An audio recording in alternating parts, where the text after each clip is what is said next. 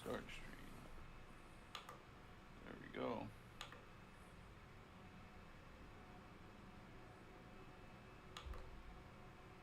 Bam. Full screen, baby. Shit. Just a second to pull the chat up. We're back. Is there anything you wanted to add to the schedule at all? I mean, Nah. not the schedule, but the. But nah, I would have sent it and I would have edited it and sent it to you. Cool. All right. Let's get this thing going, baby. All right.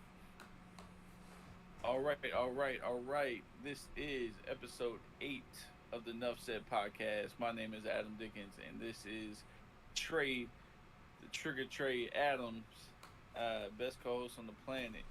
Trey, how are you? Trying to stay alive. You? Yes, sir. Man, being an adult is hard, man. I miss being a kid. I'm tired of these damn bills. I'm tired of these damn responsibilities, man. I'm done with this shit. Ain't nothing a beer That's why can't we do the fix. What'd you say? Ain't nothing a beer can't fix. I feel it. But that's why we do the podcast, to kind of escape from all that and to give you guys some entertainment. So let's get this thing started. First, I would like to thank Sonorous Wave for doing our intro song for the beginning. If you're watching the YouTube video, amazing music collective. Make sure you hit their email if you want to hit them up and for an event. They're amazing again. Great people over there at Sonorous Wave. That being said, again, this is episode 8. We're really committed to this. 2 months going in. Again, for our social media, make sure you hit that up, guys. Facebook, Instagram, TikTok, Twitter, YouTube Shorts, YouTube, everything. Make sure you give us a follow. We try to pack as much content in 1 week as we can. And yeah, Trey, you want to say anything about social media? Continue to follow. Continue to comment as much as possible. We'll respond as we see needed or fit. But again, do appreciate y'all with that, and just continue to support and spread the news. Appreciate it. Yes, sir. With that being said, I'm gonna kind of let you take the lead as far as the ESPYs, because I didn't watch necessarily. I kept up with it, like certain parts. But for the most part, like I don't watch the ESPYs. Like I stopped watching the BET Awards when I was like in middle school, cause like I like when the last award show I watched was Chris Brown doing the fucking moonwalk for his Michael Jackson tribute. I'm weak. That was the last one I watched. So in regards to the ESPYs, man, I watched that thing on my phone on my bed. I ain't even gonna hold you. And again, I'm surprised you watched it. It was 20 minutes in. I didn't even see the whole part about LeBron until the following morning, and just got like the recaps and stuff. But again, Question: how did you feel about Pat McAfee doing the hosting? he did a good job, and I never doubted his ability to like host anything. I mean, we saw that from his show, from his podcast. I mean, and people respond to him in a sense of like, again, the players that he has on his shows. He has the credentials to actually like people respect him. So again, I think he did good for the that hosting that. He did a good job. I ain't gonna hold you. He did. Yeah, I watched like a 5-minute clip from the start, and it really seemed like he wasn't as formal as previous hosts, and I like that. Yeah.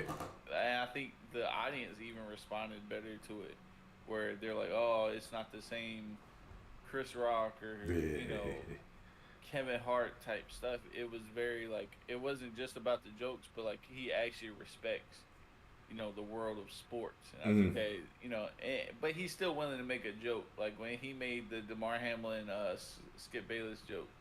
I don't know if you heard that, but that was hilarious. Okay. Like that's a subject that most people wouldn't touch. Mm-hmm.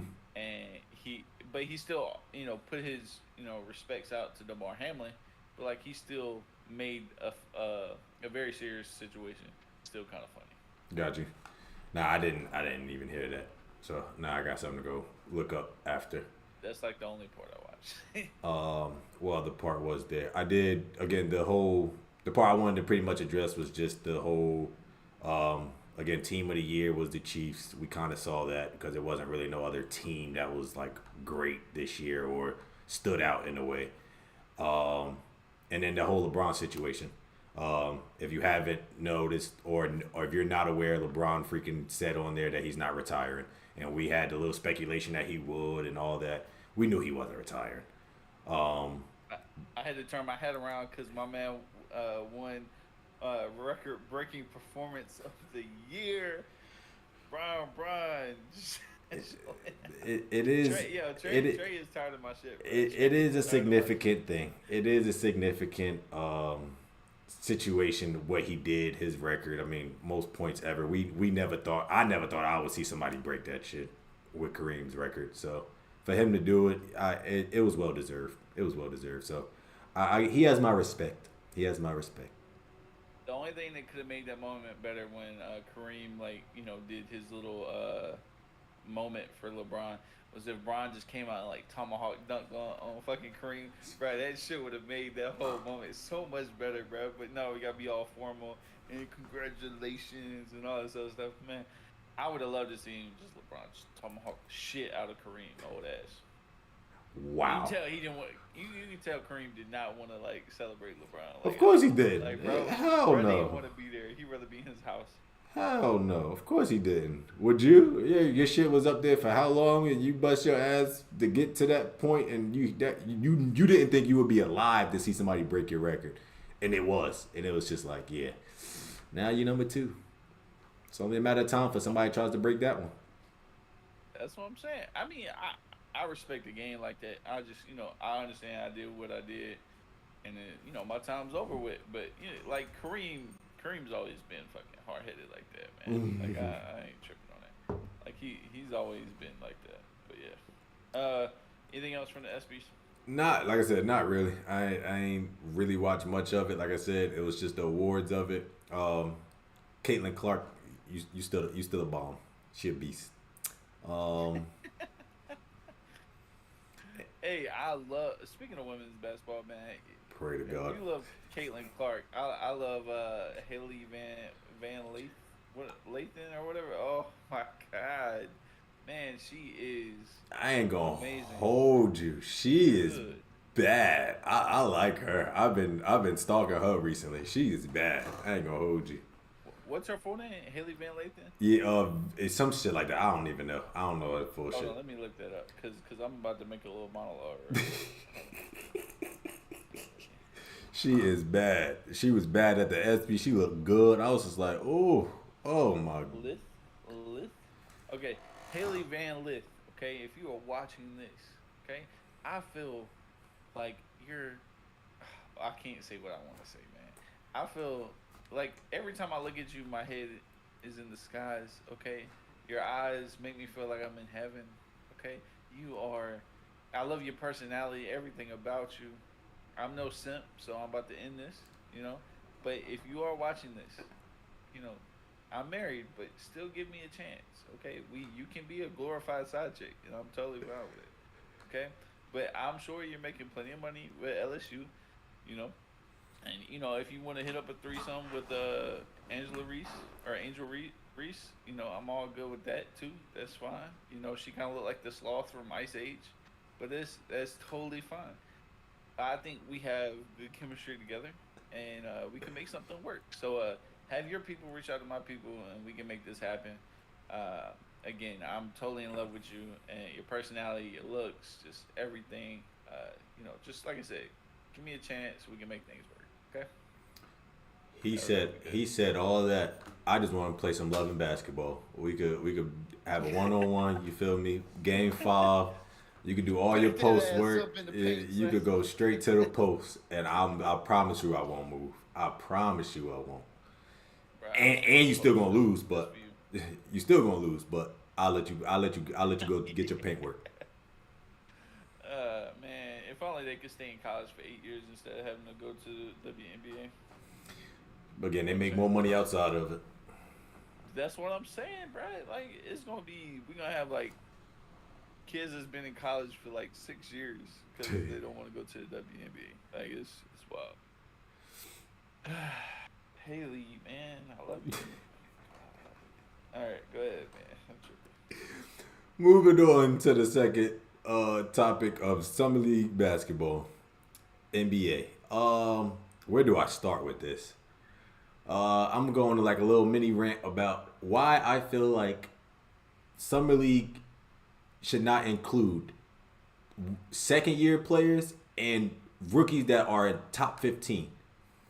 I am very, very what's the word I'm looking for?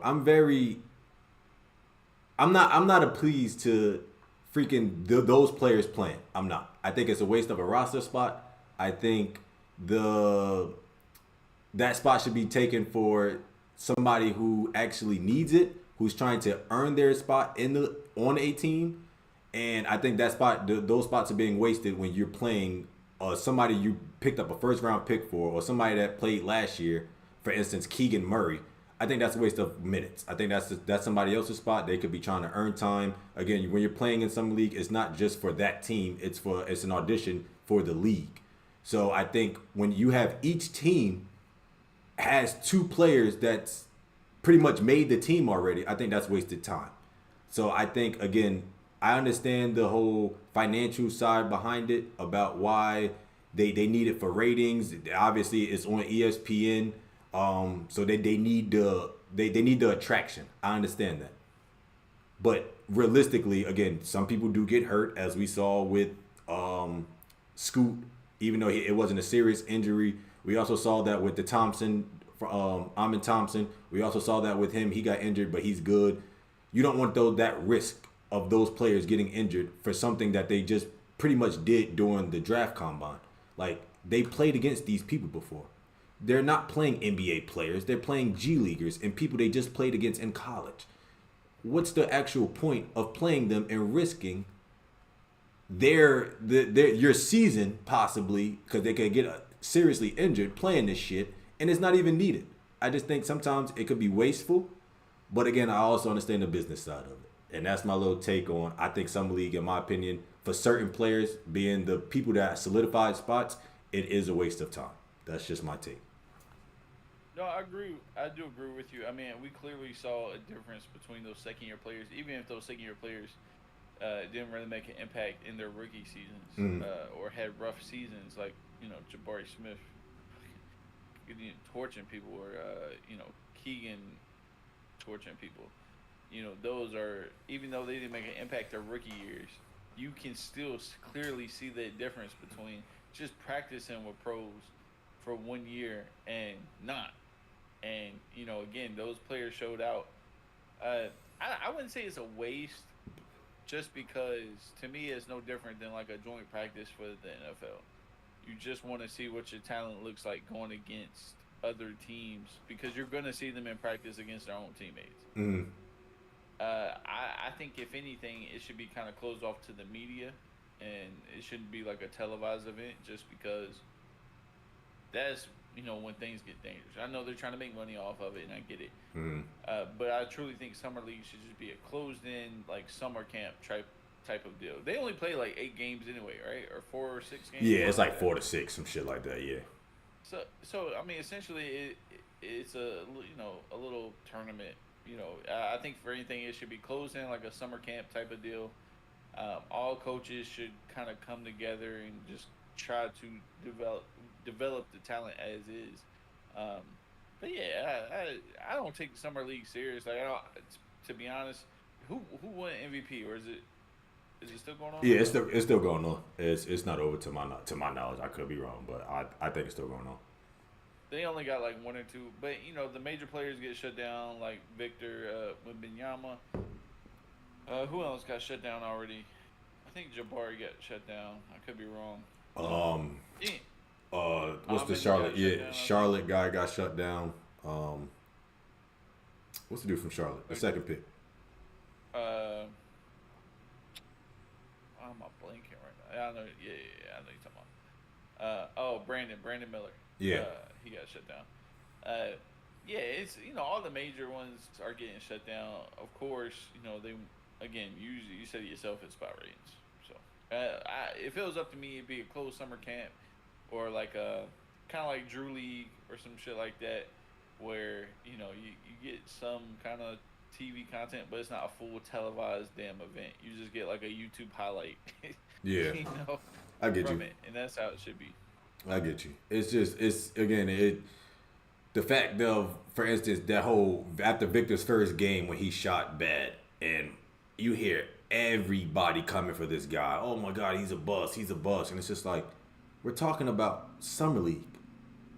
We ain't talking about him playing against actual NBA players. We're talking about summer league, and because he didn't shoot efficient, he's a bust. And in the second game, he goes freaking off, and now they shut him down. And again, it was like, bro, he don't have to prove nothing to y'all. He went the number one pick for a damn reason. Screw everybody sitting there talking about again he gonna be a bust, and he after Victor commented and said he didn't know what he was doing, it was just like, oh yeah, he's gonna be lost in the NBA. Shut the fuck up. Shut up. Shut up. It's summer league. What Well, I will say the first game. I still, it doesn't mean everything. But the first game he didn't just not shoot well. He got embarrassed by Kai Jones, which in your defense, it seems like Charlotte was out there trying to embarrass him. Like Kai Jones know what the fuck he was doing. Another second year player who was out there trying to embarrass a kid. Uh, I do put something into it though, as far as like he didn't respond very well to that. I usually like I want he I know he's still a kid, but I want to see a little bit tougher aspect to it. I also think Brandon Miller locking his ass up uh, was kind of impactful. I think that does mean something because again, it's the first and second round pick. It's almost like a scene in a movie, essentially. Mm. Like the Anthony Edwards, clip from what's that Adam Sandler movie that he's Yeah, in? yeah. It honestly feels like a movie when you got that first and second round pick. Again, that's for television, ratings. But I do think some of it means something. I would say one thing I noticed about Victor was, and something I didn't notice before in some of his tape from overseas, was when he's like crossing over and he's in his bag. I feel like that he's not going to be able to. It's not going to be as successful unless he really works on it. Just because his arm width is just so crazy that his crossover is literally like fucking 7 foot crossover. Mm. And when you're playing in the NBA, there's not going to be that much room, uh, to really do those moves, especially in tight spaces. And the defense closes in on you a little bit, and that's where I think he might struggle. But again, he has time to adjust, and he has time to. But those are just some things I noticed with him, and I do think that first game just means something. I hate when like we see something and we just think it means nothing. Like I don't think it's the end for him, but it's some pull from that. It's just like the second game. I don't think you know put a lot of it's not a lot of investing in that second game. I think he had a good second game. Like he was in his bag. He shot some impossible shots. He was defended good, and he still got some of those shots off. I think it's something. But I was bashing him in that first game just because it's fun. But It's fun. It was a waste. Hey, that I tagged shit. him in like 6 videos on Facebook of this man getting back down. That shit was a We're trying to back waste. somebody. Again, you're playing other people who had something to prove. That again, they're hungry because they all trying to get a one roster spot or two roster spots on a team. Like again, it has nothing to do with nothing. Let alone he ain't being coached by the actual Spurs coaching staff like Popovich and stuff right now. He's being coached, not even being coached. He's just pretty much throw a jersey on him and saying, "Go play basketball." And again, you're playing with Randy. There's no chemistry. None of that shit. Man, that shit don't mean shit. It don't. Well, Again, especially in that first game, they didn't really set him up for success. They really just told him go play 1-on-1. it's summer league. That's my point. It's summer league. What do you expect? They want somebody to come out there and just like I said show a KD bag because of just dribble shooting and shit. It's just like no, that's not what the fuck you're about to get. But again, because he don't do that, don't mean people gotta come for the guy. Oh, he has no post game. All right, again, like because apparently all NBA centers fucking have a post defense, right? Get the fuck out of here. Who was yeah, I think we're on the same page. Who was there? A couple players that really impressed you in summer league? I mean, summer league, but Again, my first one is a second year player, unfortunately. Kenny Lofton Jr. is a fucking dog. I think this guy's he needs to go to like the Spurs and get the playing time he deserves because I don't think Memphis is trying to give it to him. But he's a dog. And then the Warriors, Lester, I can't say his damn last name, Lester Quinones. I think I'm saying it right. That motherfucker's he's gonna get on a team. If it's not with the Warriors, he's gonna get on a team because he's a bucket. And you mentioned before he's a possible Jordan Poole play style, like whatever. I'll take it. If he stays with the Warriors, I'll take it because he's a dog. When I say Jordan Poole copy, you say you take that as a bad thing. I still think it's a good thing. I like Jordan Poole. I know you didn't like some of his team chemistry, which is understandable. But as far as his play style, like I think everybody kind of wants that. If he if he's more coachable than Jordan Poole, that'd be nice. Mm-hmm. But at the end of the day, the Warriors need someone like Jordan Poole, whether it's Jordan Poole or his copy. I don't care. But they still need him because CP3 ain't gonna be it. And he's still fighting against the fact that he's gonna be on the bench. So I mean, I think he's a little unrealistic on that aspect. But it is what it is, man. Yeah, I would say moving on, the person that impressed me most is Jabari Smith Jr. I think he really showed out. To me, he showed the clear difference between a 2-year and a rookie. Mm-hmm. That's the biggest thing. He showed the biggest difference and why 2 years shouldn't play with the rookies. I think the Rockets had just so much talent showing out that I think they've got so much going on. I don't know how they're gonna even form a team. They've got so much young talent, and I don't know what they're gonna do with everybody they got. Like, there's no way everybody can fit. They're not gonna be able to fit all 12, 13 slots on a roster without somebody getting the boot. I agree. I agree with that. I like you said, that whole second year, people shouldn't be able to play in this because again, Keegan Murray first 2 games. I think the first game he put up like 20 over 25 plus, and then the second game he dropped the 40 piece, and it was just like, dude, is a bucket. Why is he playing in this shit? Let alone again, What are you actually observing from a scouting standpoint, watching like somebody who we already know is on a roster, force feeding, giving him the ball, telling him, or the plays are going through him to score. You're not going to get on a roster doing that. Like they want to know what you can do other than just feed the hot hand. Like that's not how you get on an NBA roster. But in general, how did his brother do? His brother's he's playing okay. Obviously, he's not his brother. The Keegan is definitely better. But he was drafted was it the first round? I think his brother was drafted like the end of the first round. But his brother played okay. I mean, it's what it was expected to do. It wasn't like nothing flashy. I think he's with, was it Indiana he's with? I can't even remember the team he's on. But his brother been playing. I heard his name a couple times, and I did see his stats, and it's basic stuff. It's nothing like, oh my god, he's gonna be good.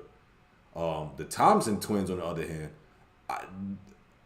crazy, bro. Bruh. I saw that. I think it was the fucking I forgot which one it was. It called a damn alley and it was out of this fucking planet. Bruh, them motherfuckers is gonna be. I love their energy. As young bucks, you need to take advantage of the fact that if you have all that energy, use it. I mean, the motherfuckers got length. Again, which one is the? Amin is the one on the Rockets. The Rockets. Yeah, the one for Detroit, Asar. I'm not saying his name right. Asor is the one that did the alley on dude. That motherfucker, I like him. I think he's going to do what the Detroit needs him to do and be that that versatile Army knife, that Swiss Army knife. He's going whatever you need him to do, he's going to do. If he can't shoot that game, he's going to be able to rebound. If he can't rebound, he's going to be able to play defense and just be that Energizer bunny. But both of them are like that. I think that was it was good for them to go high as they did. It was what 4 and 5. It's a reason why they was drafted back to back like that, and they both gonna be good. They both are gonna be good. So what do we think overall about Victor? Because I mean, we kind of touched on it, but we didn't really get to it. Again, he's gonna do what he needs to do when he's being coached by Greg Popovich. Like, don't underestimate what Greg Popovich could do for a person. Dude, he's gonna be good. He's gonna freaking he gonna be an all-star his first year. No, he gonna win probably rookie of the year because he gonna get the playing time. He gonna have the stats. The motherfucker could score, and he gonna play defense. But he gonna be alright, man. He's gonna be good. Like everybody is counting him out already, saying his game and what you call it again. Put some muscle on him. He gonna be alright, and he's gonna get the muscle. I know everybody talking about no muscle, man. He's gonna get it. He's gonna get it. Popovich ain't playing that shit. Skinny man. He gonna get it. He's gonna get it. What's your take on him? I'm still on the outs when it comes to Victor, man. I'm just on the outs because I just don't see the vision, and maybe I'm in the minority and I'm totally fine with that. I just don't. I think he's going to be belittled at the end of the day to a defensive, forward in the paint. That's what I think he's going to come down to. And I think what the Spurs are going to struggle with is getting talent around him in terms of, to complement him. I think you definitely need a big, strong center to complement him to be able to kind of like what he did in that first game that dish he made in the paint. When he did a double cross and then he dropped it off into the paint to somebody. I don't know who it was. You've got to have plenty of shooters around him, but still, that's what I would do. But I just don't think the Spurs can do it. I also think he's gonna struggle again, getting the room he needs to have to get into his bag. I don't think he's gonna be able to. He'll work on it, and it'll be a lot better than what it is now. But I just don't think he'll have the room in the NBA that he needs to really get into his bag. And because of that, he's gonna be belittled down to like a defensive guy in the post. And that's what he's gonna be. He's gonna get 5 blocks a game and be nice on that standpoint. But we're gonna see so many times where he gets gut punched getting back down into the paint, and then he's gonna try to back other people down in the paint. He's like, damn, I can't do this, and he's gonna be struggling for his life, like that Karl Anthony Towns meme with DeMarcus Cousins. Like, Cuz is gonna be struggling. And again, it's different when you're playing grown men, so I wouldn't take a lot of what you factor into Summer League. But you do when you struggle. Like, it's all great when you're scoring, cool, whatever, in Summer League. But when you're struggling against other college players, or rookies, sorry, I'm tripping. That, to me, says something. When they're on the same level. Like, Kai Jones dunking on him, I'm not tripping on that because, again, that's a 2-year player that was just out to embarrass that kid. But when Brandon Miller is locking him up and they're essentially have the same, time as an experience, that's when I hesitate on it. Because if you struggle like that against him, what are you going to do against somebody like Karl Anthony Towns or somebody else? Give me somebody else. Fucking Jackson Hayes for fucking you know what I'm saying? Like, how are you going to do against that grown men? And that's why I think he's going to struggle. But it'll be great shot block. Didn't Brandon Miller have a shitty ass first game too? No, it was okay. No, he played shitty. He had he shot horrible. He literally shot like shit the first game. I watched that first game. His first game in the summer league, he shot like shit, and it just like it's okay, or he didn't get he didn't get exposed the same way Victor did, because obviously Victor has all the hype on, obviously. So I understand that, but it's just like it's the first game, jitters, all of that bullshit. Like it's summer league. Like I just don't want people overreacting. That's it. I'm okay with shots not going in. Shots is going like shit happens. Like I'm fine with shots, but when physically. It was one play. It was one play. Let's stop making it seem like it was freaking the whole game. Brandon Miller was strapping this motherfucker. That was not happening. It was one play, and he fouled the shit out of him. Honestly, that he was fucking just swiping down the whole fucking time. He was fucking fouling this motherfucker. But it was one play. He played good defense in a post. One play. No, let's not overreact here. Let's not. Okay, but every time he struggles, I'm gonna tag you in 6 videos on Facebook. That's what it comes down to. I will be waiting. Because it's gonna happen. Every game he ain't gonna be perfect. It's gonna happen. Also, good. And speaking of blocks, I think watching him in summer league, he should have been playing anyway. But I understand because he's coming back from injury. I accept this one. Chet Holmgren is gonna be a fucking beast. Chet Holmgren is going to be a fucking beast. I didn't know how much defense he plays. Bruh plays so much defense, and he has like I said, a offensive bag. He's gonna be nasty with the Thunder. I'm keeping an eye on the Thunder next year. They're gonna be nasty. I completely agree with you when it comes to Chet. I don't know why I didn't think about him in my impressive players, but. To me, the clear difference between him now and him last year was that he grew up. Like you can tell in his face, he's got a little bit more facial hair. You know what I'm saying? But he's built a little bit better, and he just seems a lot more confident, like than the kid that he was last year. And I think that's the complete difference between a lot of 2 years and rookies. Is like you've done a lot of growing up. You had a chance to get in the weight room a little bit. And again, he just seems more confident.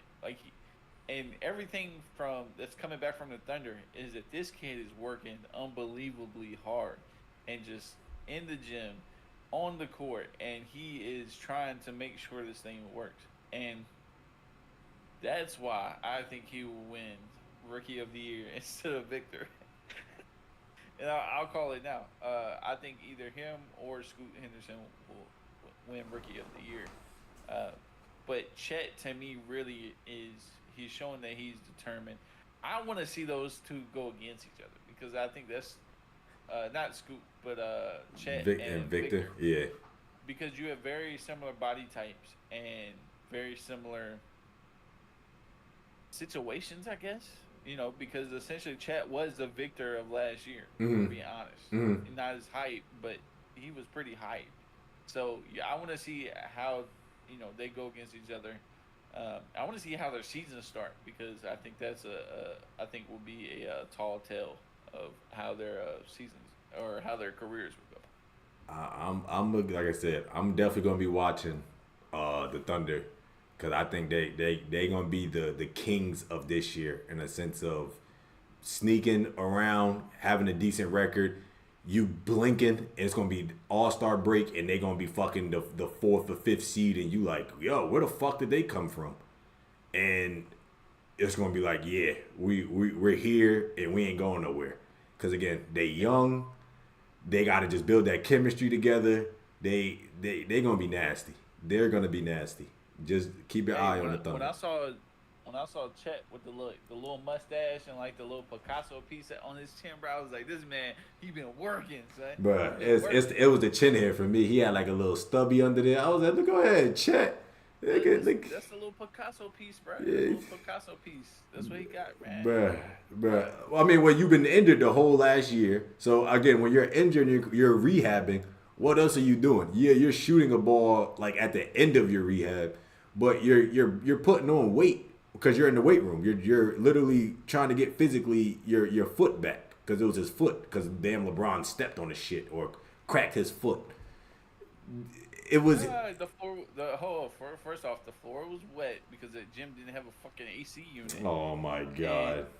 everybody was fucking slipping. So don't blame. All right, I'm turning the hat around. I'm turning the hat around, cause all right.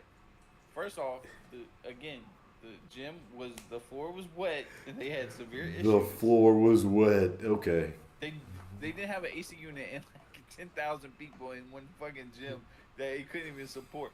Like I'm sure the damn firefighters should have been called because they fucking broke so many rules for fucking the building inspection. Like bruh, it's not LeBron's fault. First off, don't blame him. LeBron, big at 6'8", 250 ass, landed on my man's foot and he cracked his foot, bruh. LeBron It's not ain't. my fault that Chet's made out of paper mache. Like what the fuck? Well, one land after him check like doing a flyby swipe and LeBron yammed it and landed, or he tried to lay it up, I think, and he landed on my man's foot and he said, "Ah shit, what the fuck is happening?" And then my man couldn't walk out whole year. But like I said, he gonna come back better. Bro, built like a mozzarella stick. Chill out. I don't hear nothing. Don't Well, blame it on LeBron. I bet you when he play LeBron this year, he gonna be like, "All right, remember you took me out for a whole season?" And he gonna send his shit. Watch. Watch. I'm gonna tag you in it when that shit happen too. Hey, turn your light on. Turn your light on for your face. Oh, it's dark now. You're gonna be mad dark in the clips. That's crazy. I don't want Aye. to interrupt your point before. Damn sunlight, Paper mache fucking ass Chet. damn sunlight coming in and out of this damn room. You gotta get some. You gotta get some. What do you call it? Blackout curtains. Yeah. I get you right. They're like $20. All right. So with that being said, before we go to commercial from our sponsor, we want to talk about our streaming schedule. Every Thursday, every Thursday at 7 o'clock, unless we have to make an adjustment like this week, which is why we're doing it on a Saturday afternoon, or is it afternoon? I guess either way. Morning, noonish. Yeah, brunch. We're having a brunch podcast with no brunch. But yeah, so every Thursday at 7 o'clock, make sure you come check us out. We are working hard on this podcast and we're making things happen. We're slowly getting better. So I hope you guys join us on the journey. Again, we're streaming Kick, YouTube Live, 7 o'clock every Thursday. And with that being said, we have a commercial from our sponsor, Dread Sock. If you have locks or just have a protective hairstyle, make sure you check them out. Instagram page is popping. With that being said, check this commercial out. All right, we are back from commercial from Dread Sock, our lovely sponsor. Again, check the Instagram page out. Check the website out, www.dreadsock.com. Make sure you put in an order, and if you can, tell them we sent you. We'll be getting a promo code soon enough. So with that being said, the NFC South, one of the worst divisions out here, and it's very depressing that we have to talk about. But we want to give you the content that you deserve. But this is such a bad. I'm not gonna be mean to. No, I'm gonna be mean to these. I hate this division. Yeah, I hate this division, to be honest with you. It is. I would say it's the worst division in football this year, in my opinion. But we're gonna go team by team. So, the first team. Who do you think is gonna be? Well, okay, I'll say who's gonna be worst. Panthers. What the fuck are you waiting for? Well, I was debating. I'm still going back and forth between some. But yes, the Panthers are the worst team in the NFC South. And for reference, if you want to hate us, I'm from North Carolina. Trey spent a lot of years in North Carolina. How do you want to phrase that? I claim it. Don't come from North Carolina, bruh. I claim it. There you go. He is repping North Carolina. And with that being said, the Panthers are in for a pure beating this year. Poor Bryce is about to get his ass tore up. So yeah, what do you think about this Panthers team? I do think they're the worst team in this division. I think they have a few bright spots to look forward to on defense. I think their defensive ends is they have a good pass rush. But again, it's just their receiving core is obviously shitty. Adding Adam Thielen, old ass, ain't gonna do shit. Again, you trying to get something for Bryce Young, trying to give him some kind of receiving help. That ain't going. They didn't succeed in doing that this offseason. I don't even know who their running back is. Well, no. The guy from that back. Yeah, Miles Sanders. they did get Miles Sanders actually. Huh. Yep. I think he's overrated and he's ass. I'm not gonna hold you. They got rid of Foreman and went to Chicago. That was where they fucked up at because I liked him. After they got rid of McCaffrey last year, I think their running game was one. It was actually consistent and good, and they fucked that up. They got Miles Sanders, and I don't think Miles Sanders is good. I think he was overrated because he was of his line in Philly and their run game in Philly. So I think they're gonna be. I just think their offense is gonna be just out of whack and just trash. Like they're gonna have the worst offense this year. Anything else? Again, it's rebuilding stage. It's just try to get another high pick and see if you could win a game or two for the fans in North Carolina, have fun. But that's it. How do you feel about Bryce and how his season will go?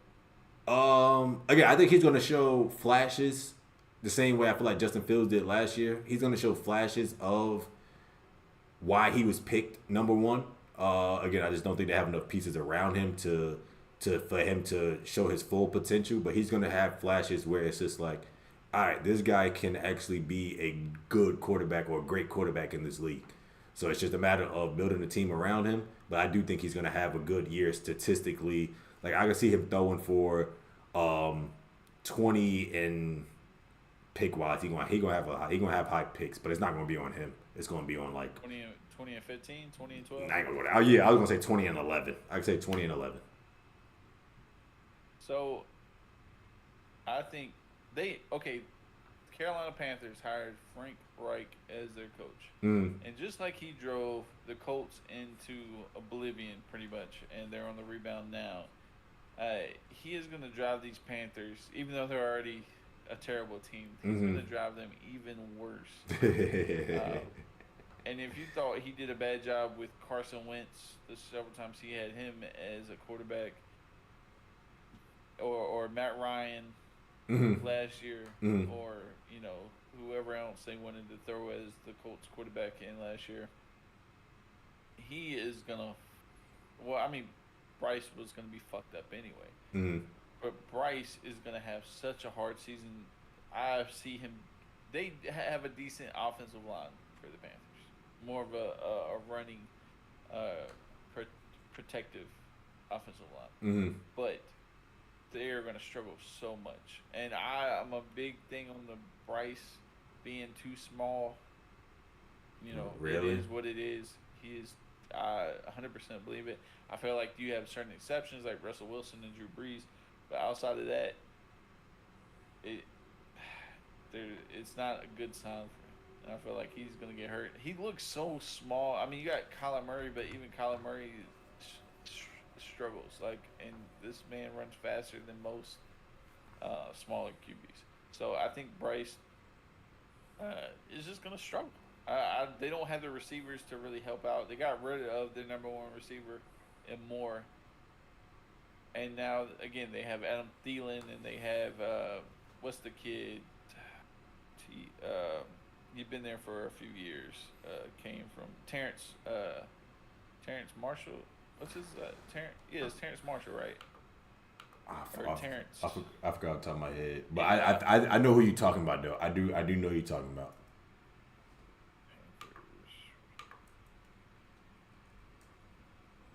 Yeah, Terrence Marshall. You got Terrence Marshall.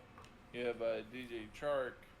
They're all of these guys are B-list, worse than mid-tier receivers, and so he's not going to have a lot to really go to. They have a decent tight end that they got last year, But at the end of the day, I mean, and even this Panthers defense last year showed flashes, but when you get a couple injuries and they're so thin that they can't keep up throughout the entire season, so it's just not a good outlook for the Panthers.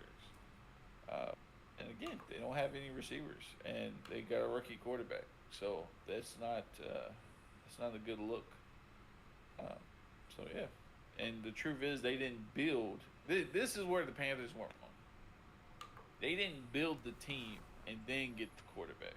Mm-hmm. They got the quarterback and trying to build the team as they got the quarterback, and that's not going to work out well because essentially the quarterback isn't going to have time to grow. Bryce isn't. Bryce is going to struggle because the whole team essentially is in a rebuild, and so you're trying to find out what your quarterback is in the middle of rebuilding your team.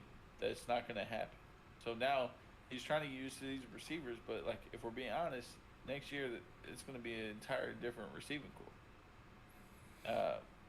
That that's why your team is going to struggle. But I mean, the good bright spot is they do have a good offensive line, so they'll be all right. Miles Sanders, I'm not sure how good he'll do with them. If I had to guess, probably have some injury struggles early on in the season, and be spotty. He'll be in and out the lineup, and they'll be playing with their second and third string running backs. And again, that will set up another struggle for Bryce to really have a good rookie season. So, Charlotte. You'll get your time to shine again. I know y'all are still stuck on the Cam Newton days, but you'll have your chance. You'll get your chance again. You won't catch me at a fucking Panthers game. Promise you that. I do have a couple friends with like apartments, like right there at the stadium. Like literally, if you look down from the apartments, you can probably watch the game type shit. Yeah, they watched the like Luke Combs concert from their fucking balcony. That's fire. So, that's fire. But yeah, that was yeah. So who do you think is the second worst team? I'm gonna go Falcons. I would go Falcons. I think the Falcons.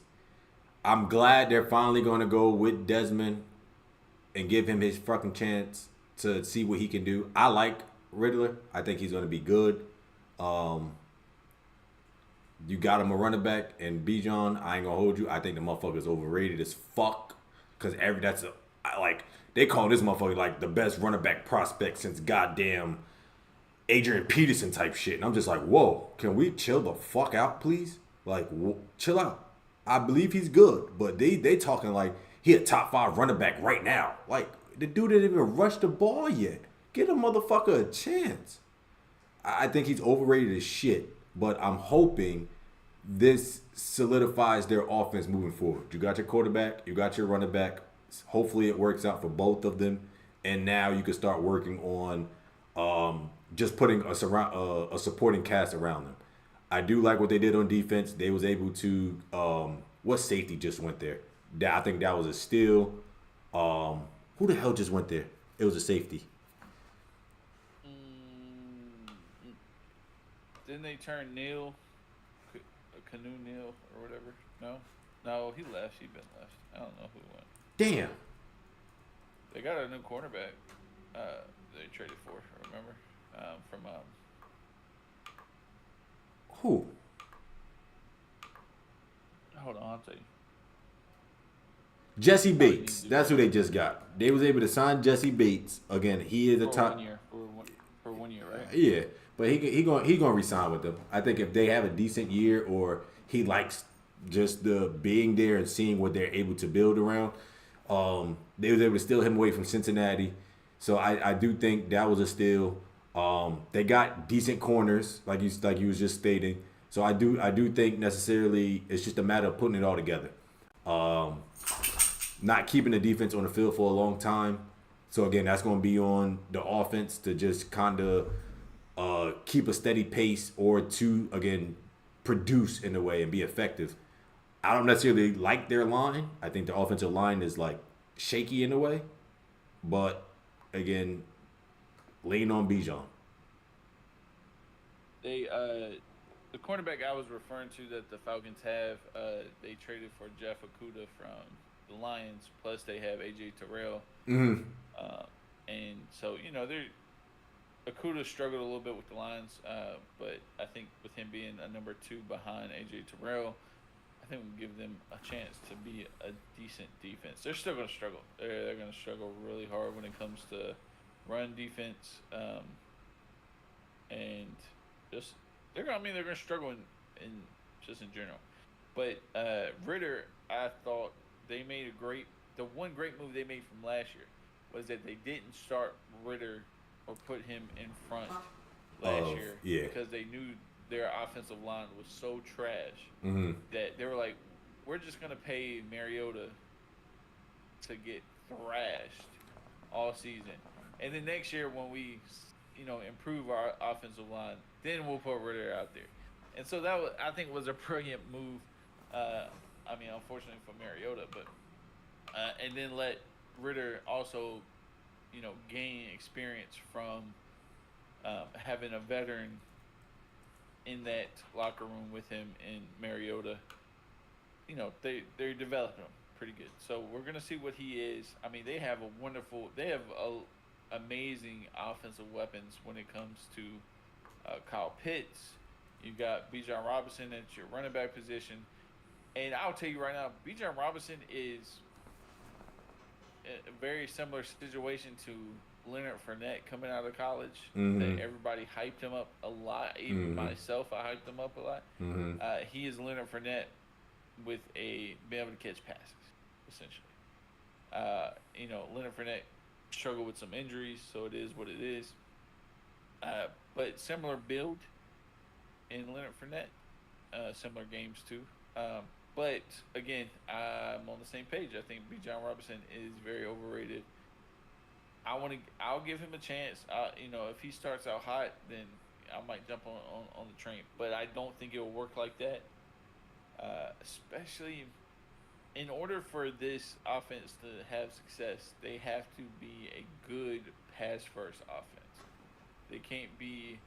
Last year they struggled so much because they were forcing Mariota to do these quarterback runs, without any reads with them, and they were doing a lot of two tight end formations that just created a boring offense, and that's why Kyle Pitts struggled because he's better when he's out wide as a receiver, or hell, even if he's in the slot, just running routes, just in general. But they had this man run blocking and doing simple play action, passes. That's play action plays.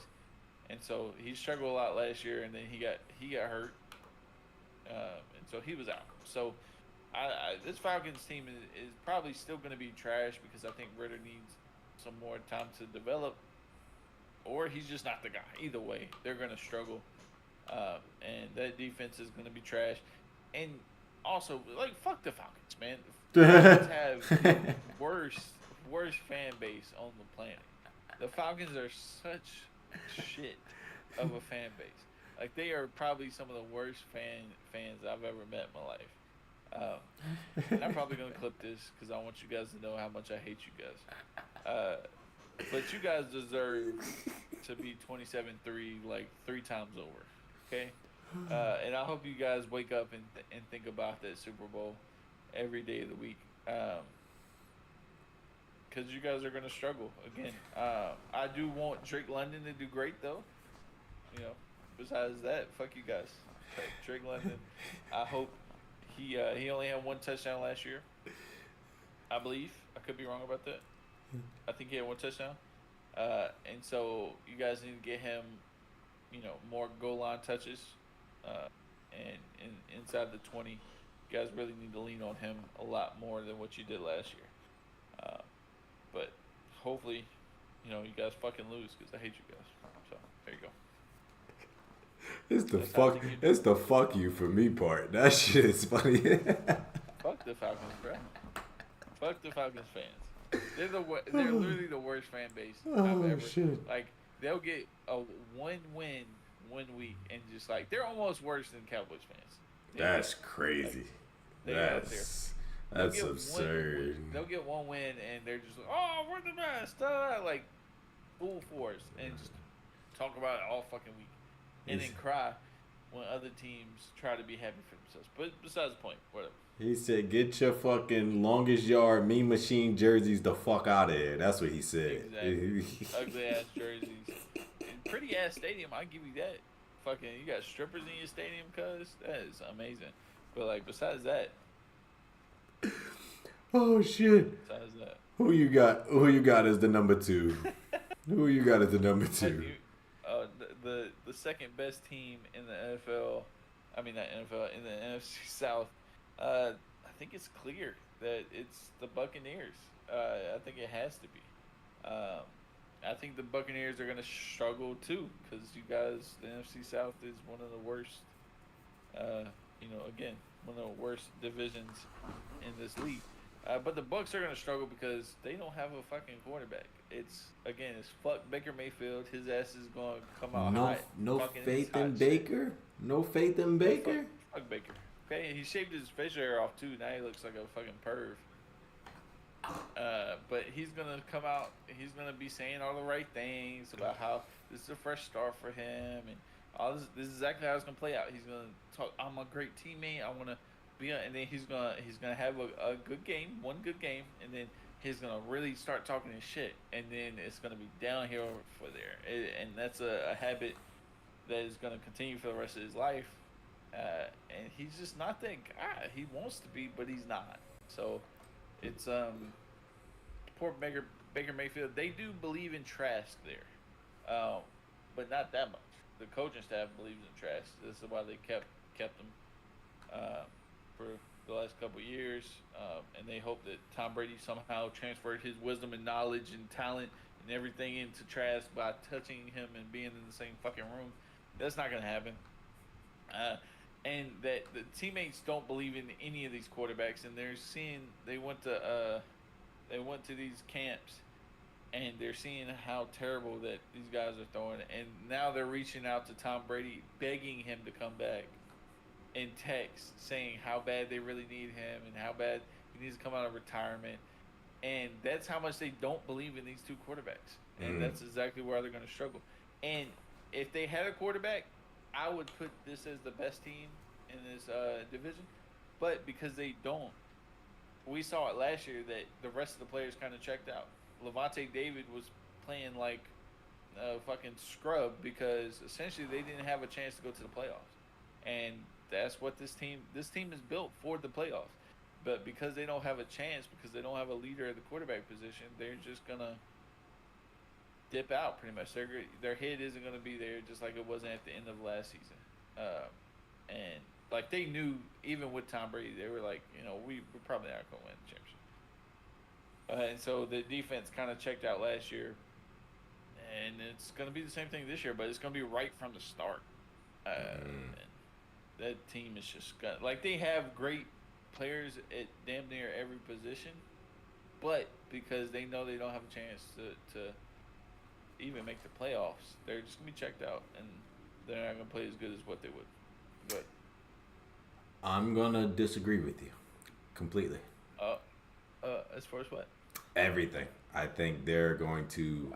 I have them winning this division. I think Baker is on his last and final chance to prove that he can be a starting quarterback in this league, which gives him a chip on his shoulder. After being booted to Los Angeles, the Rams last year, and him having a decent season under Sean McVay when he got there, even though their season was over already, and him kind of still proving that he can be a quarterback, even if it's a backup. I think now he gets his one chance again of being a starter. I don't think he's gonna fuck it up. I think Baker. He's proven, he showed me last year playing with the Rams that, again, and at the time, no receivers. Kupp wasn't playing, none of that shit. I do think he was able to show, if you put a team around me, I can be a starting quarterback. And now that he has his back against the wall, it's either you're going to be the starting quarterback, or you're gonna be Marcus Mariota Jr. And I think he knows that this is his last chance to be a starting quarterback. I think he has the confidence in himself to be a starting quarterback. I think he has the skills to do it, and he's going to show it. He needed a team. He needed a receiving core. He had, like you pretty much, you said it earlier. They have good players at each position, so it's not the team. It's literally just you. He just got to go out there and prove it. Before I was against Baker, but again, he showed me last year that he can be a starting quarterback in this league. So I think he's going to be decent. I got the Buccaneers winning this division. I'm not going to say it's by a big margin, no. But I do have them winning this division. But again, I can see why you're not a believer in Baker. I respect it. I respect it. Let the Baker thing go, man. Like I feel like the only reason why this man even is in the league because they're still wanting that first pick that teams the Browns never really got. Like even with at his best, okay, at his best, what's his best ratio? I'm gonna look this up. His TD ratio, his TD to Intel. He has too much swag not to be good. Like, hold on, no, shut the. He has too much. Can't quantify fucking swag. He has. Okay, his best ratio he ever had was his rookie season, 27-14. I'm gonna read these numbers off because we're gonna go down the 27-14 in 2018, 22-21 in 2019, 26-8. Okay, you say that's his best ratio in Cleveland in 2020. That was COVID year. 2020, not as an excuse, I'm just giving fucking context. All right, his last year in Cleveland, 17-13, 6-6 in Carolina, and 4-2. Well, yeah, he played for both of them last year. I don't see. Yeah, I don't see it, man. I'm gonna be honest with you. First off, he's never had more than 30 touchdowns. He's never even touched 30 touchdowns in this league. And he does throw a lot of. I think his person. Okay, he plays the quarterback position as the perfect. The way he plays is equivalent to his personality. It's very sparky, a very chip on his shoulder, and because of that, it's almost he telegraphs what he's gonna do, and that's why he throws so many interceptions. Like he's down, he's like, okay, we're gonna get him this time, but like they kind of know where you're at because he gives it away. His facial expressions give it away. He can't help but his personality to come out, and so it hurts him as being a quarterback. And I'm not gonna go too hard because obviously, like I'm gonna be honest with you, I don't truly believe that you think Baker Mayfield is gonna be a good quarterback this year. Like there's no way. Like you go too hard on a lot of other quarterbacks. Like I feel like you're about to go hard on Derek Carr coming up, but I'm gonna hold out on that. So you're gonna go hard on him, but you're not gonna go as hard on Baker Mayfield, which is a contradiction in itself. I think the team is better. Again, I'm not just. I know the quarterbacks in this division are like you're like, oh, what the fuck? What are we talking about? But I think the team. Again, I think as a group effort. I think the team, the Bucks, are a better team than the Saints. I do. That's why I have them winning. That's again, it's not just the quarterback situation. I think the team, the Buccaneers, have a better, like you said, their positions. If you go by who has better what at that position, I think the Bucks have a better players than the Saints do. As well as I don't believe in the coaching and on the Saints neither. Yeah, who is the Saints coach, bro? I'm tripping. I don't know. Actually, that's a great question because I really don't even know off the top of my head. Dennis Allen. The guy from where was Vikings, he? I think. Yeah. Or maybe his dad. In general, though, which leads us to your number one would be the Saints.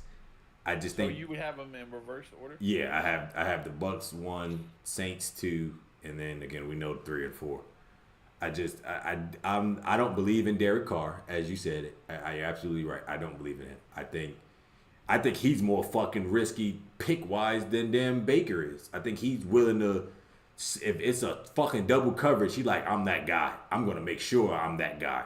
Huh, I'm gonna throw this shit into fucking double coverage because I'm that guy. Baker don't carry himself that way. Derek Carr does, and that's his fucking problem. Derek What? Carr No, does. Baker does carry himself like that. Derek Carr definitely does. And again, I mean, I'm glad he left my division because he was the worst quarterback in that division. I don't think they think there was a quarterback away from making the playoffs or winning their division. I'm just not a believer in them. I don't think they even have an identity offensively. Um, they got to again. I don't even like their defensive core. The people say their defense is legit or it's top notch. I just think I just don't like the Saints. I'm not gonna hold you. I just don't like them. I think their fans are the shittiest. Oh my god, you Louisiana freaking people are the fucking worst when it comes to this shit. The motherfuckers they win one game and it's we're going to the Super Bowl. Like I said, that's they're like the Cowboys people. Oh my god, like shut up, y'all win one game, y'all going to the Super Bowl. They're annoying as fuck. I don't like them. I don't like the Saints. Plain and simple. Hey, the food is amazing, though. The food is amazing. New Orleans is probably one of my favorite vacations I've ever took. Yeah, that's why I went after we got married. We went to New Orleans. That was really nice. But besides that, I feel like the way you feel about Baker Mayfield, I feel about Derek Carr. I do. I feel like this is truly his last chance. He'll probably play. If things go bad this year, he'll still probably play a couple years. But I feel like this is his chance to really be a professional quarterback. Like this is it for him if it doesn't work out. Just because of his time with the Raiders, like he likes to say he gave his life and his blood, sweat, and tears to the Raiders, but like the Raiders could care fucking less, just because of the lack of success that they had. And I mean, granted, the Raiders' leadership and front office were just trash.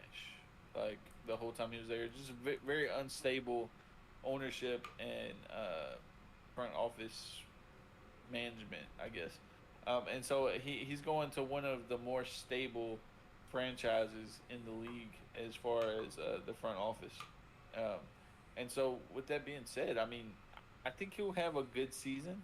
I think it will still go very somewhat similar to his performances with the Raiders, which isn't that great, but I mean, I think he'll do good enough just to get into the playoffs. He has a better defense this year than he did with the Raiders, and that's a fucking fact. Uh, and so, with that being said, I mean, I just think he'll play a lot better. I mean, he has Michael Thomas, who's healthy back from injury now, who was at the time a top 10 receiver. You have Chris Olave, who's popping off like a fucking firework, and truly one of the best young receivers in the game. He showed that last year with a much worse quarterback. So, I give if they did what they did last year, or if they improve upon what they did last year, they'll be just fine. And I think Derek Carr would be that guy. I think he would have to play really bad for them not to make the playoffs. If that is, then it's probably the end of Derek Carr's career because everybody's looking at the Saints team as if this is your time. So you have a team pretty much already built. He's just got to come in and play. They don't need you to be the hoorah leader. They don't need you to cry in front of the media saying how hard you work, anything like that. You just got to get it done. And I think he's more likely to get. I believe in Derek Carr more than I believe in Baker, just based on pure numbers, and just where they are in their careers. So, I do agree with you though. The Bucks as a team, talent wise and on paper, are a better team. But I think the Saints with Derek Carr kind of filling in a spot that just was needed in an already pre-built team, and the fact that he's just better than Baker, I think will get them to the playoffs. And so, you know, that's what I'm hoping I don't even think they have an identity offensively. Their coach is defensive minded in Dennis Allen. Their offensive coordinator is he's pretty much been there that this whole time under Sean Payton and shit like that. So they kept the same offensive coordinator. But in a sense of I don't understand how you had an offensive minded coach and it's gonna in Josh McDaniels and that didn't work out. You would think that would work out because again you have an offensive minded coach. He's more of a pass first play style, and now you go to New Orleans and you got somewhat of a decent offense around you. It's not bad. You have decent offense around you, but again, I just don't think he has his own philosophy or system that works for him. I think it's just you just plug him in and just say, all right, this is the system and run with it. He's like, okay. Like, no, that's not how that shit works. Every quarterback has their own style and is adapt to their style. He doesn't even have that, in my opinion. It's just kind of a plug-in guy. And again, that's why he ain't been able to do shit the last however long he's been in the fucking league. I just think he's overrated. And I mean, again, I think he has a fucking cannon. Like he could throw the bitch, but again, he's too risky. He's too risky. for. Well, I think he's risky. I think there's a consistency aspect. Like for example, he'll struggle and like there's most quarterbacks you can kind of see or understand why they might struggle, like based on is the offensive line playing bad, whatever, whatever. For him, that's why I do hesitate a little bit is because of the consistency aspect, and there's no clear reason why he would struggle. Now, last year, Waller wasn't playing at all, and you had short shit, the slot receiver. What's his name? Renfro. Yeah, Hunter Renfro was hurt for majority of the season. So essentially, all they had was Devontae Adams, which is a great weapon to have if you have nothing else. Mm. But again, I don't think they set him up for success. From what I've been told, not trying to do like anonymous sources, but Josh McDaniels only set him up pretty much because he wanted his people, Yeah. which is why they got G. Yeah. Jimmy G from their time with the Patriots. That's why they brought in so many other Patriots players or slash just players that he's played with before, Mm-hmm. and that he wanted Derek Carr out. Period. So I think he's because Derek Carr was there before Josh McDaniels got there. So I Mm. think he's in a position to where the the Saints went out and got him. So he is their guy essentially. Mm. And on top of that, you don't really have to worry the pressure of not being on the Raiders there and making it work is pretty much gone, right? Because you're with the Saints now. New start, you're there again, and the rent the not the Renfro, the uh, the problem with the Raiders last year was they had a good offense, but their defense kept blowing fucking leads. Yeah. Like the the Raiders would have leads, and then that fucking defense was so bad that they would just get scorched.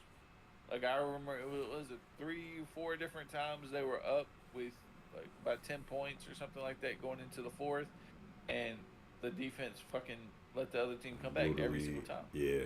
So I think you have a defense that won't be like that, and which Derek Carr is not guilt free, because essentially for a team to come back in the fourth quarter, that means you didn't put up any points either too.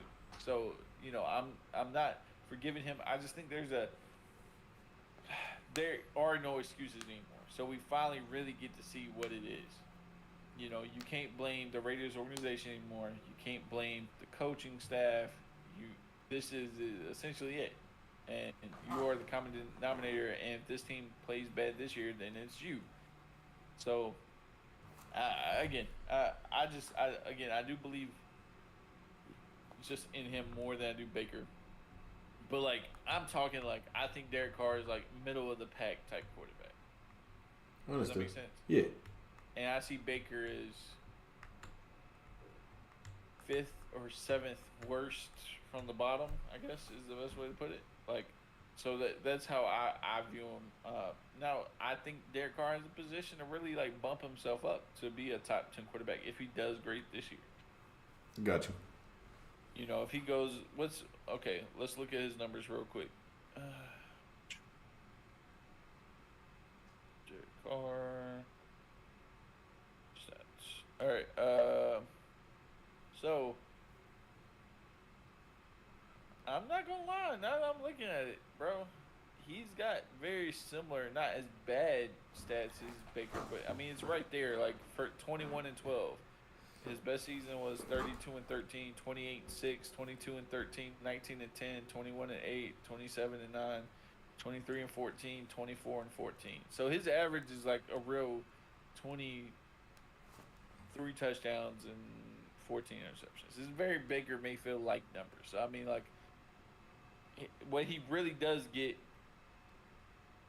where he does beat Baker at as far as having like 4,000 yard season and higher 3,000 yard season.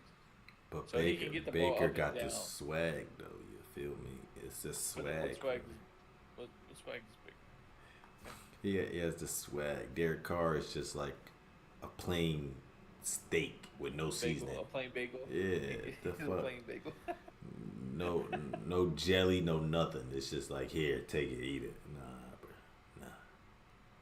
Man, either way, I think we all agree that this division is gonna be bad, and it doesn't matter who out of these teams, unless Kyle Trask is like the best fucking quarterback on the planet next year, and we just didn't know it.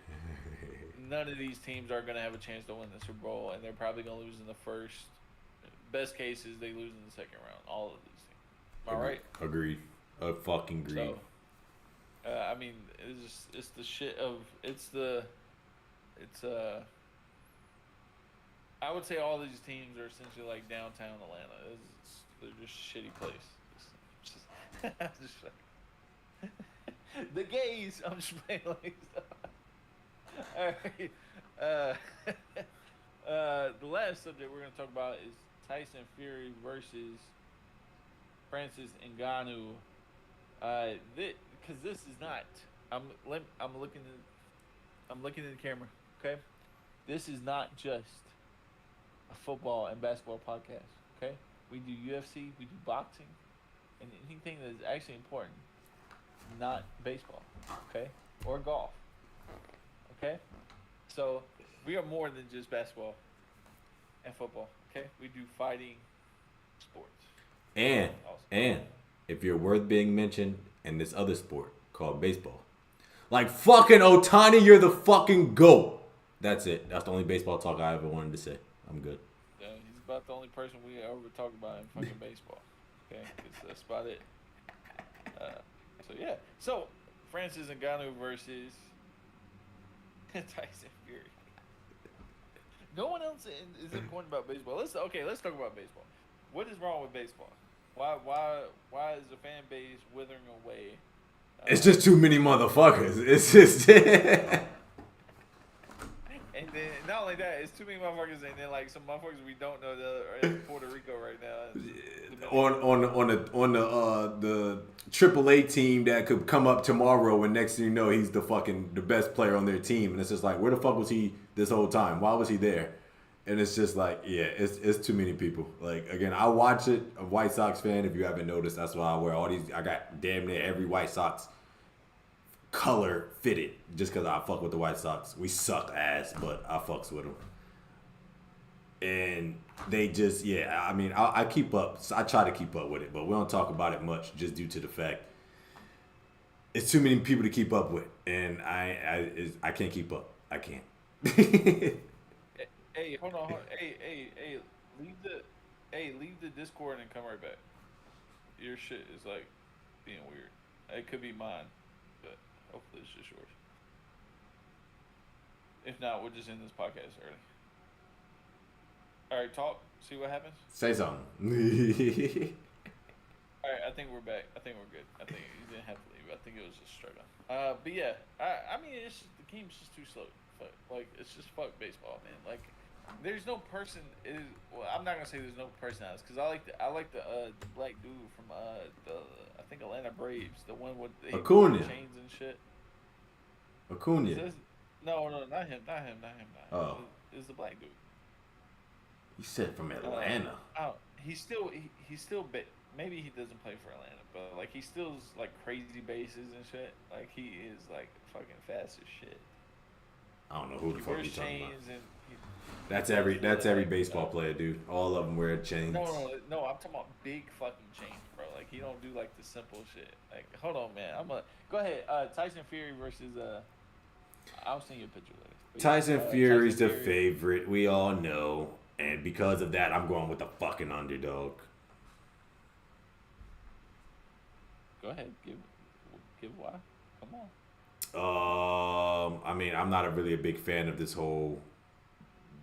Uh, Big boxing. yeah, I'm not a fan of the freaking mix matching of UFC versus boxers shit. I'm not. I think that shit is dead, and it's just more of a clout thing. Um, I can't stand it. It's like watching YouTubers fight for publicity at this point, and it's just like, why do they keep doing it? Again, it is a money maker because people actually talk about it as we are right now, and people pay to watch this. But I'm not a fan of it. I think it's overrated in my book. But again, Fury's the favorite. We all understand. We know why he's the favorite. I just like the underdog. I always go for the underdog. So, who you got winning? Uh, I don't want Tyson Fury to win, only because like, I want to see the UFC guys win because I'm more of a fan of UFC than I am boxing. Mm-hmm. Uh, but like I want to see Francis hit him with a crazy shot. But we all know that even if he knocks him out, like Tyson Fury is just gonna get up like the fucking Undertaker, like he did against old dude, and just dung, and like fucking sit up and like fucking come back and obliterate him. Like I think it's gonna be all cool and fun and games until Tyson Fury gets pissed. Like Mm-hmm. until Ngannou really hits him with a shot that's like, okay, we're really fucking boxing this time. And then he's gonna go off on him. I think that what gives Francis Ngannou the edge is Francis is such a likable guy because he's like this harmless like little teddy bear until he like punches the fuck out of you. And like even then he's such a nice guy. Like his because he's got like broken English. Like no one really understands what the fuck he's saying. And like he's just a very gentle giant. And so I don't know. I'm still excited to see this. I'd rather see this than fucking what's his name? What's his name? The white kid that's been boxing. The streamer. What's his name? How am I Paul. struggling right now? Yeah, fucking Logan Paul. I'd rather see this match than Logan Paul fucking fight. Just because I know this is gonna be, a legit, boxing match. Mm-hmm. Unlike his fake shit, where he promotes it and he's in control of the promotion and the entire thing. Yeah, but I do want to see Francis get a good ass shot in though. If I see that, I'll be happy, and to me, that's a win for Francis. But then after this, it's kind of like, where does Francis go? Because he's not gonna win, so most people aren't gonna want to see him box again unless it's against Logan Paul or something like that. But, Yeah. I mean, even so, he's out of his weight class, Mm-hmm. and it's like you're not signed to UFC anymore. So what are you gonna do? Like you're gonna lose this, and then there's nothing else to do. That's So probably why he's doing I it. think I think that's the bigger story because he's not gonna continue to box. 'Cause there's not gonna be any interest in seeing the loser. Who's the loser gonna be? Boxing next. It's not gonna be any interest. So my prediction is that not for the fight because Tyson Fury's gonna win, but uh, my prediction is that Francis goes back begging for after he gets his $8 million payday. Mm-hmm. He goes back begging to Dana White for a UFC contract, and I think that gives the UFC plenty of leverage, and that we finally get a John Jones Francis Ngannou fight that everybody has been begging for, and that's gonna be I'm way more excited for that, even though John Jones is gonna beat the shit out of him. But I'm more excited about that. So essentially, this Francis Ngannou versus Tyson Fury is just a stepstone towards Getting him back in Francis there. Ngannou versus Jones, and that's what I'm excited for. We're one more step back towards that. So yeah, I mean, Tyson Fury's gonna win, and I don't know. I'm always more excited about the heavyweights fighting than I am, the little bitty guys. So I think we're gonna get some big shots in. I think Francis might shock some people. If he gets a good shot in, I think he can really shock some people as far as his power and what it might do to Tyson Fury. But again, he still has no chance. So that's where I'm at. Do you got a final message before we head up? No. What the fuck? Like you just like set it up with the and then nothing. Yeah. Damn. Nothing. All right, guys. You're good. With that being said, let me make sure we didn't miss anything. I don't think we did. That's everything on my list.